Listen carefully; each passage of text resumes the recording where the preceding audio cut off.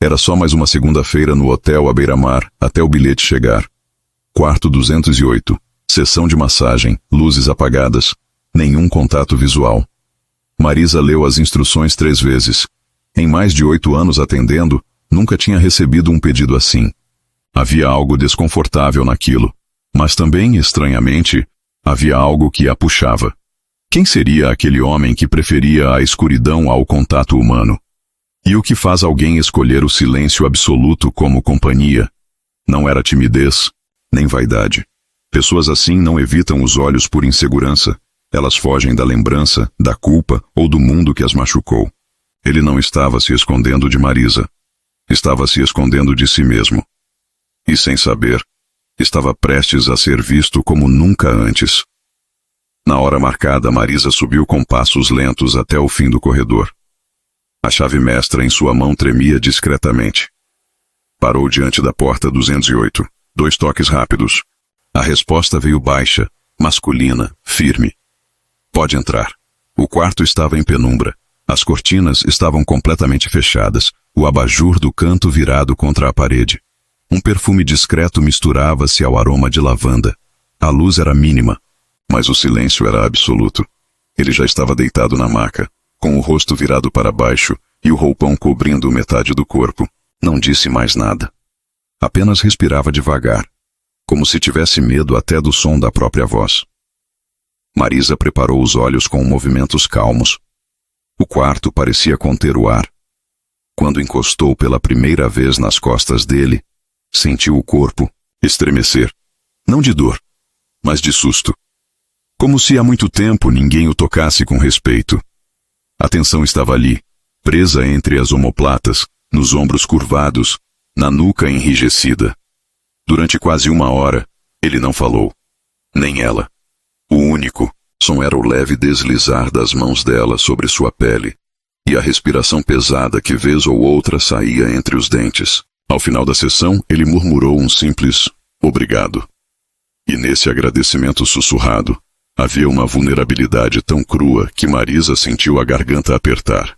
Saiu do quarto em silêncio, mas levou com ela algo invisível, uma intuição estranha de que aquele homem escondido na sombra carregava uma história tão profunda quanto as dores que seu corpo tentava disfarçar.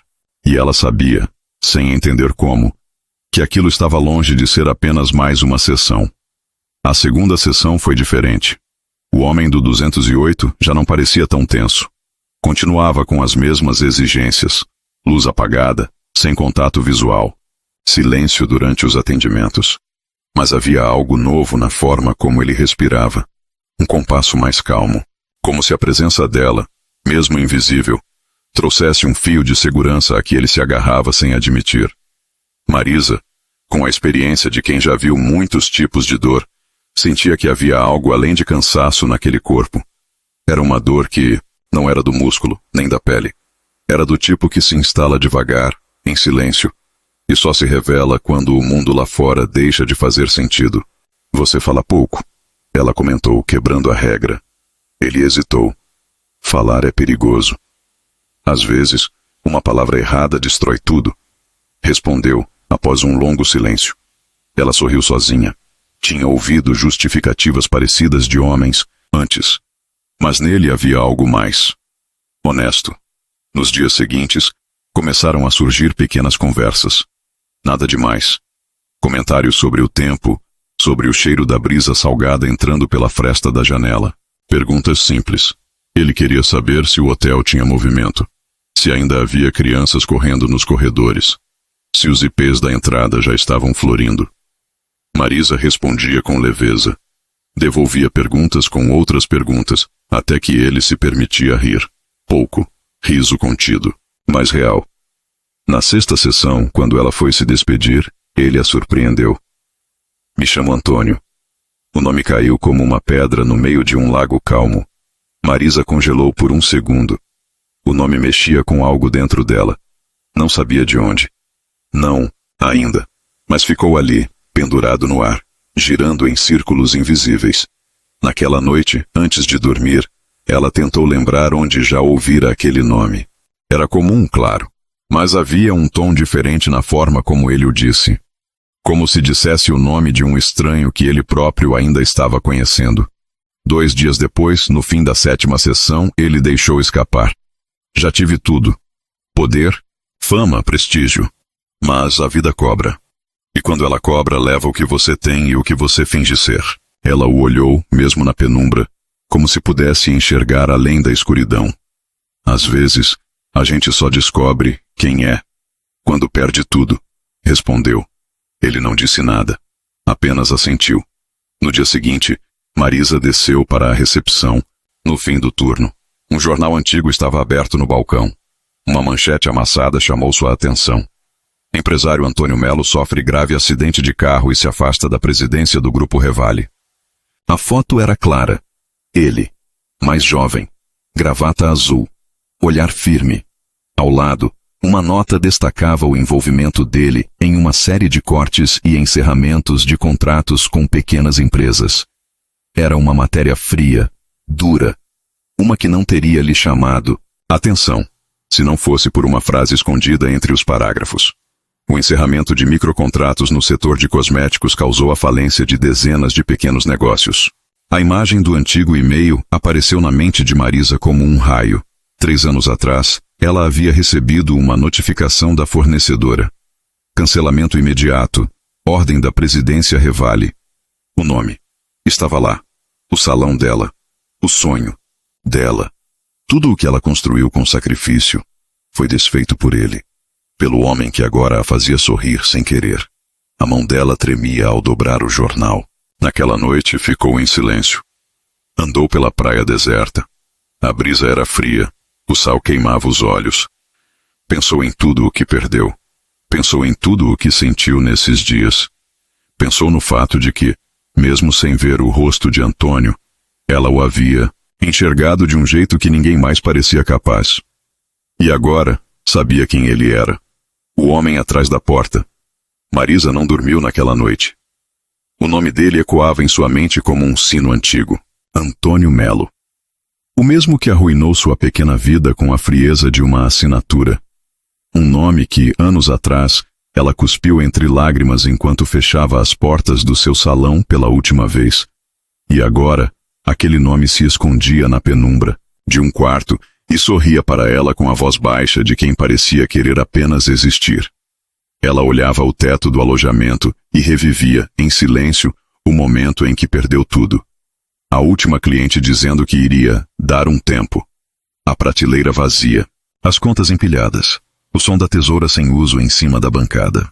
Um dia comum que terminou com o mundo desmoronando em câmera lenta. E agora ele estava ali, não como o presidente de uma grande empresa, nem como o símbolo do fracasso dela, mas como um homem que se escondia nas sombras, quebrado, sem forças, dizendo que já teve tudo e agora tinha medo de falar demais. Na manhã seguinte ela hesitou. Vestiu o uniforme, desceu para o primeiro andar, mas não subiu. Deu meia volta. O corpo dizia para não ir. O coração, para terminar o que havia começado. No fim do dia, com a roupa ainda amassada do turno, ela subiu devagar até o 208. Os corredores estavam vazios. O som dos passos ecoava nas paredes. Bateu 2 vezes. A voz veio como sempre do outro lado. Pode entrar. Antônio estava deitado, de costas, com a cabeça virada para o lado oposto. A luz ainda apagada.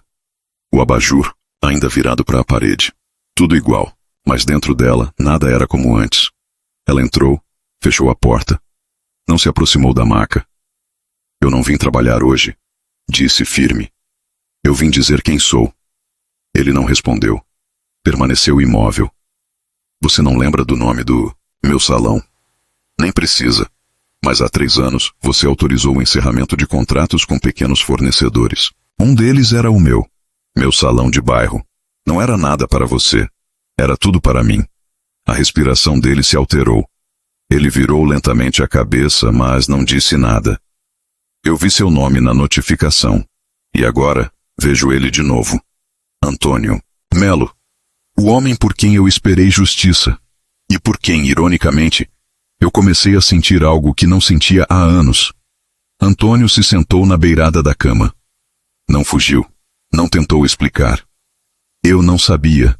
Juro por tudo o que ainda me resta. Quando vi seu rosto pela primeira vez, ou melhor, sua presença, não havia culpa. Só cansaço. Mas agora entendo. O que a vida me tirou, talvez fosse apenas o que eu já vinha negando a mim mesmo. Marisa respirou fundo. Eu queria te odiar. Queria que tudo o que vivemos nesses dias fosse mentira. Mas você não parecia um homem que destrói por prazer. Parecia um homem que parou no tempo, como se estivesse esperando que alguém o enxergasse por dentro. Sem crachá, sem dinheiro, sem título. Ele abaixou os olhos. A voz saiu arrastada. Às vezes eu não consigo olhar para o espelho. O que vejo não é um rosto. É uma máquina. De decisões erradas, de prioridades tortas. Eu nunca soube o nome das pessoas que eu machucava. Você é o primeiro rosto que eu preciso encarar sabendo que fui a causa da queda. Ela se aproximou. Sentou-se na poltrona ao lado. Observou aquele vulto que, mesmo nas sombras, agora carregava um nome, um passado e um arrependimento palpável. Eu não sei se consigo te perdoar, disse com honestidade. Eu não sei se mereço, respondeu ele com humildade. Um silêncio se alongou, mas era diferente. Era o tipo de silêncio que nasce quando duas dores se reconhecem, não como inimigas, mas como irmãs perdidas no tempo. Marisa se levantou, caminhou até a cortina, encostou os dedos no tecido pesado, quase abriu. Mas parou. Ainda não. É hora. Mas em breve. Antônio assentiu com a cabeça. Pela primeira vez, sem fugir. Naquele dia, ela saiu do quarto com o coração mais leve.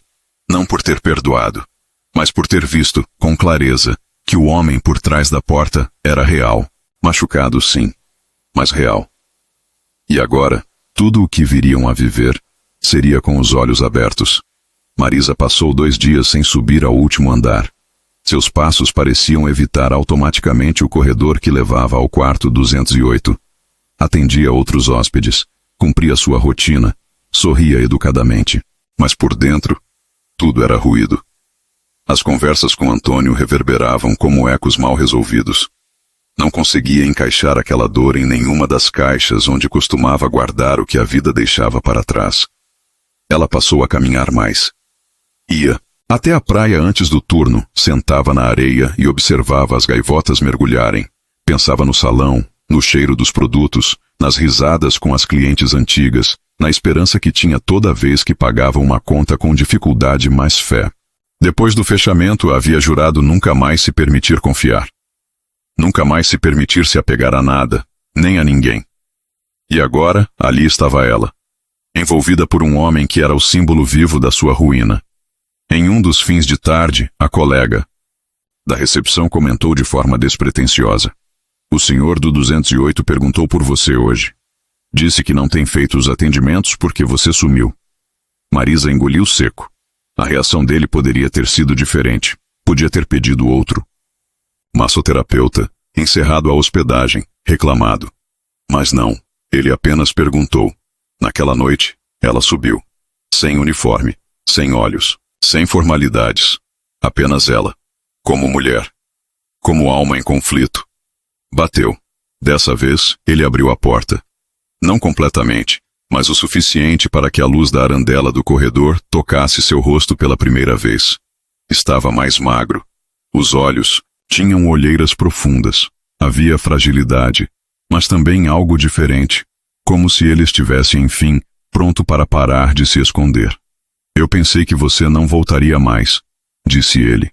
Eu também pensei. Ela entrou. O quarto estava com as janelas entreabertas. A luz do fim do dia pintava de dourado as bordas dos móveis.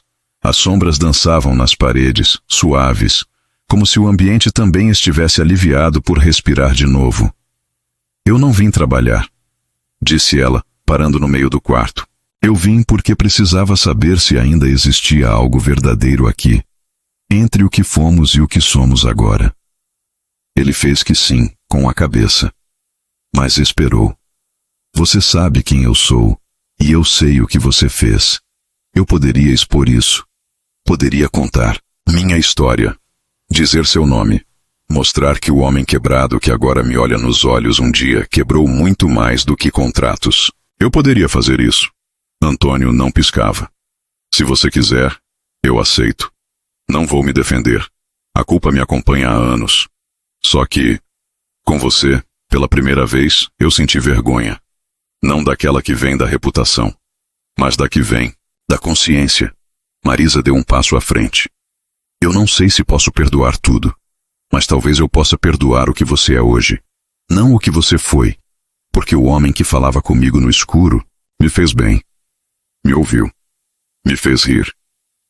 E eu senti. Ele respondeu. Eu me sentia menos sozinho. Como se sua voz costurasse os pedaços que estavam soltos em mim. Você me viu sem ver. Me tocou sem saber o que eu carregava. E mesmo assim, ficou. Ela se aproximou mais. Agora, os dois estavam frente a frente. O quarto já não escondia nada. E o silêncio entre eles não era mais um esconderijo.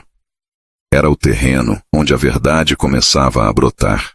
Você quer saber por que eu voltei? Ela perguntou. Sim, porque eu escolhi não ser igual. Escolhi não devolver com veneno. Não repetir o ciclo.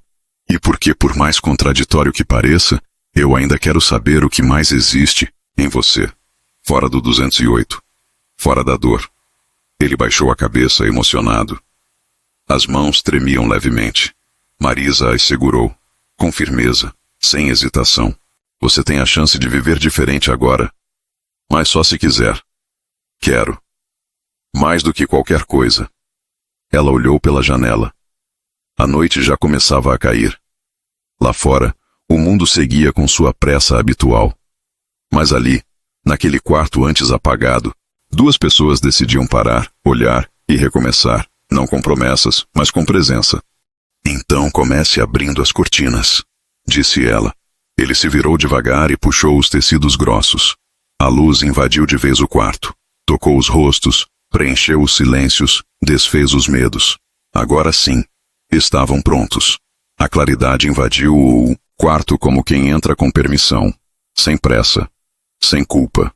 Era uma luz diferente daquela dos corredores ou das janelas abertas por funcionários. Era a luz da escolha. A luz que, por fim, Antônio permitiu tocar seu rosto. Ele virou-se de frente para Marisa. A primeira vez. Ela observou, em silêncio. Os traços marcados por noites mal dormidas, uma leve cicatriz na lateral da testa, os olhos fundos de quem carregava muito mais do que anos. Mas o que mais a impressionou não foi o que viu. Foi o que sentiu. Porque no fim, aquele era o mesmo homem que sorria com a voz. O mesmo que hesitava antes de agradecer. O mesmo que na escuridão lhe devolveu algo que ela nem sabia que tinha perdido. O direito de ser vista. Eu achei que te mostrar meu rosto faria você se afastar, disse ele com um meio sorriso. Eu achei que ver seu rosto faria meu ódio voltar, respondeu ela com honestidade. Os dois sorriram. Não por alegria, mas por alívio. Um riso contido de quem sobreviveu a uma guerra que ninguém mais viu. Você ainda tem medo? Ela perguntou. Tenho, mas agora sei que posso viver com ele. Marisa se sentou na poltrona, de sempre, a mesma que ocupou durante todas as sessões, mas agora sentava diferente, de frente, com os olhos abertos, as mãos livres, como quem está pronta para ficar. E não apenas passar. Quando perdi meu salão, eu me senti invisível, ela disse. Como se tudo o que construí com esforço tivesse sido apagado com uma canetada. Mas estar aqui, nesses dias, me fez lembrar que minha história ainda não acabou. Antônio se aproximou. Sentou-se ao lado dela. Seus joelhos quase se tocaram. Era um gesto simples, mas carregado de tudo o que veio antes. Os silêncios, as verdades, os medos. Eu ainda quero entender quem sou fora dos contratos, dos relatórios, das reuniões. Quero ser alguém que cuida, não que manda. Alguém que olha nos olhos, não que se esconde atrás de números. Ele disse com sinceridade. Ela colocou a mão sobre a dele. Então recomece. Mas sem pressa, sem obrigação. Só esteja. Presente. Verdadeiro. Do lado de fora, o som das ondas era quase um sussurro. A brisa entrava pela janela agora aberta, mexendo levemente as cortinas. Aquele espaço, antes escuro e fechado, respirava. E nós? Ele arriscou. Nós somos isso, respondeu Marisa. Um começo. Ele sorriu. Um sorriso inteiro, sem medo, sem reserva. Um sorriso que nascia não dos lábios, mas da alma. Ficaram ali, sem dizer mais nada, apenas olhando a paisagem lá fora. Dois desconhecidos que se reconheceram no silêncio. Duas feridas que, sem saber, começaram a cicatrizar uma na outra. Ao sair, ela parou na porta. Olhou para o número dourado que tantas vezes viu sem entender. Agora, ele já não pesava. Era apenas uma lembrança. Um lugar de passagem. Um ponto de virada. Ela virou-se e o viu de pé, ao lado da janela. Não havia mais sombras entre eles. Acho que o quarto 208 não é mais seu esconderijo, Antônio. Acho que agora ele virou um marco.